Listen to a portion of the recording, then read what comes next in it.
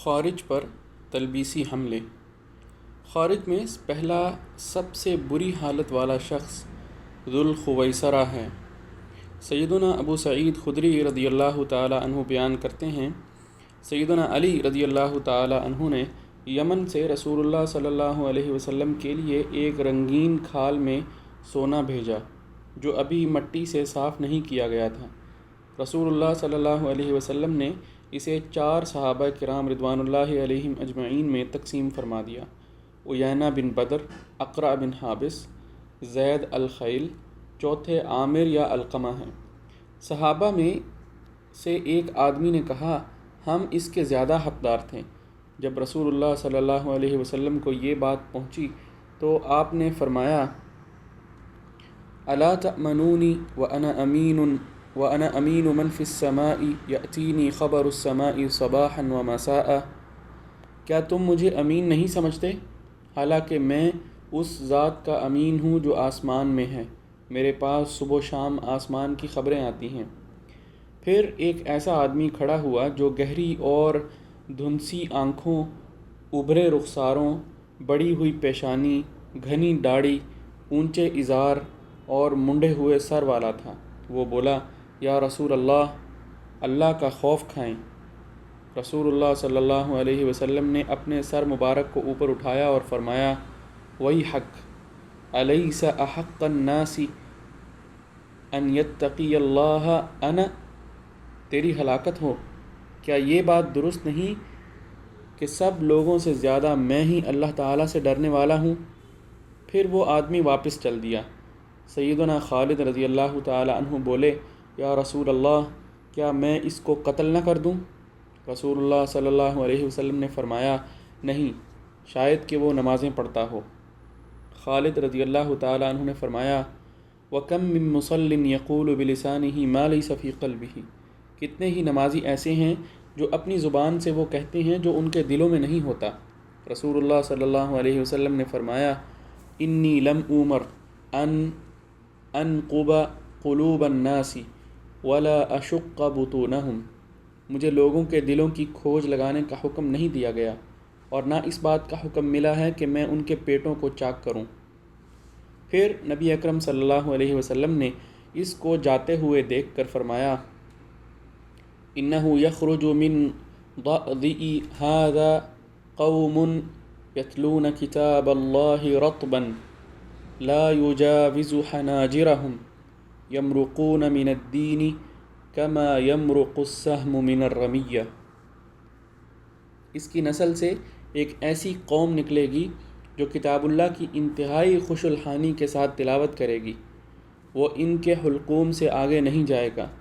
وہ لوگ دین اسلام سے ایسے گزر جائیں گے جس طرح تیر شکار سے آر پار ہو جاتا ہے۔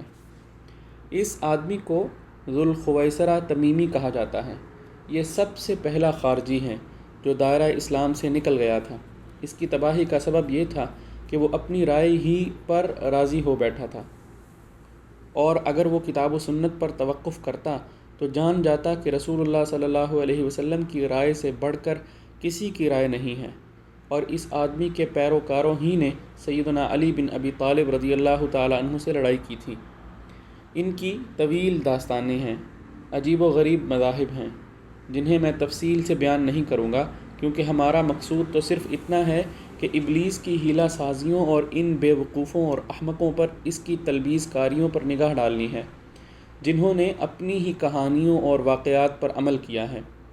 ان کا اعتقاد تھا کہ سیدنا علی بن ابی طالب رضی اللہ تعالی عنہ اور آپ کے ساتھ ساتھ مہاجرین و انصار خطا پر ہیں اور وہ خود راہ راست پر ہیں۔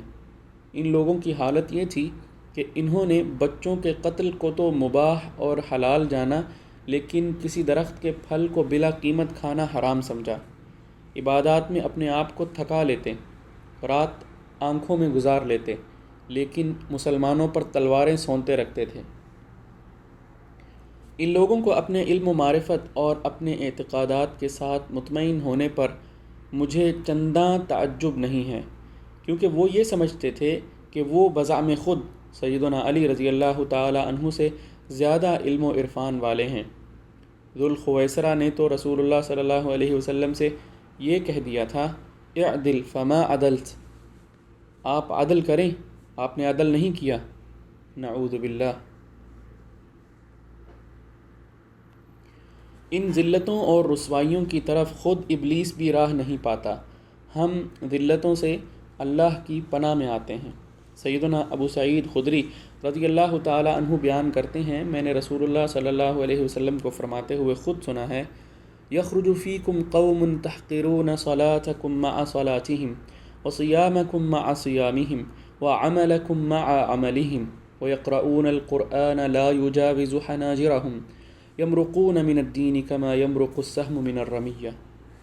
تمہارے اندر سے ایک ایسی قوم نکلے گی کہ تم ان کی نمازوں کے مقابلے میں اپنی نمازوں کو حقیر سمجھو گے، اپنے روزوں کو ان کے روزوں کے مقابلے میں اور اپنے اعمال کو ان کے عملوں کے مقابلے میں کمتر سمجھو گے، اور وہ لوگ قرآن پڑھیں گے جو ان کے حلق سے آگے نہیں جائے گا۔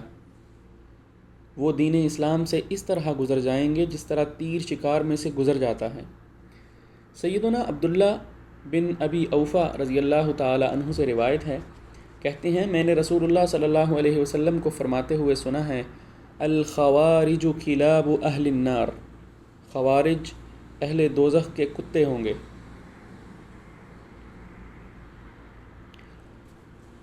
خوارج کی رائے، خوارج کی رائے یہ ہے کہ امامت کسی شخص کے ساتھ مختص نہیں ہوتی الا کہ اس میں علم اور زہد جمع ہو جائیں۔ جب یہ دونوں اوصاف اس میں جمع ہو جائیں تو وہ امام ہوتا ہے، اگرچہ نبطی یعنی اوباش آدمیوں میں سے ہی ہو۔ انہی لوگوں کی رائے سے معتزلہ نے عقل سے تحسین و تقبیح کا معاملہ نکالا ہے، اور ان کی رائے میں عدل وہ ہیں جس کا عقل تقاضا کرتی ہے۔ پھر عہد صحابہ ہی میں قدریہ ظاہر ہو گئے۔ معبد جہنی، غیلان دمشقی اور جعد بن درہم نے تقدیر پر بات کی۔ پھر واصل بن عطا نے بھی معبد جہنی کی کھڈی پر اپنا تانا بنا۔ پھر اسی کے ساتھ عمرو بن عبید بھی آ ملا۔ پھر اسی دور میں مرجیہ کا طریقہ بھی سامنے آ گیا، جو یہ کہتے تھے ایمان کے ساتھ کوئی نافرمانی نقصان دہ نہیں ہے، جس طرح کہ کفر کے ساتھ کوئی اطاعت اور نیکی نفع مند نہیں ہے۔ پھر مامون کے زمانے میں ابو حذیل العلاف، نظام، معمر اور جاحظ وغیرہ معتزلہ نے فلاسفہ کی کتابوں کا مطالعہ کیا۔ انہوں نے ان سے ایسی ایسی باتیں نکالیں جن کو انہوں نے بعد میں شرعی امور کے ساتھ خلط ملط کر دیا، جیسے جوہر، عرض، زمان، مکان اور کون وغیرہ۔ اور سب سے پہلے جو مسئلہ انہوں نے پیش کیا وہ خلق قرآن کا قول تھا۔ پھر اس کے پیچھے انہوں نے مسائل الصفات، مثلا علم، قدرت، حیات، سمع اور بصر کے معاملات کو شروع کر دیا۔ ایک قوم نے یوں کہا، یہ ایسے معانی ہیں جو ذات الہی پر زائد ہیں، اور معتزلہ نے ان صفات کا سرے سے ہی انکار کر دیا اور یوں کہنے لگے، وہ اپنی ذات کے لیے عالم ہیں اور وہ اپنی ذات کے لیے قادر ہیں۔ اور ابو الحسن اشعری رحمہ اللہ پہل تو مذہب جبائی پر تھے، پھر صفات کو ثابت کرنے والوں کی طرف ہو گئے۔ پھر وہ تشبیہ اور نزول کے بارے میں اثبات انتقال کے عقیدے میں صفات کو ثابت رکھنے والے بعض لوگوں کے ہم نوا بن گئے۔ اللہ ہی جسے چاہے ہدایت سے سرفراز فرمانے والا ہے۔